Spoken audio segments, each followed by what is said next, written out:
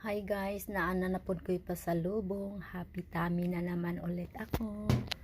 Thank you sa grocery dong. Oh my god, Manuka Doktor. You know how much this one? If I convert to Philippine peso, nasa 1,000 na siya. Tapos kining Hunters nasa 180 peso. Tapos ang Greek yogurt naa siya sa 12 dirhams. So sad. How I wish na makakaon akong family o ginaani sa Pilipinas, pero mahal man siya oy. Kung dili magdala ang ako ang friends, charot. Dili jud ko makakaon ani kay I will never buy kay very expensive. Naana na siya sa mga 120 peso ang isa. The same as this protein bars.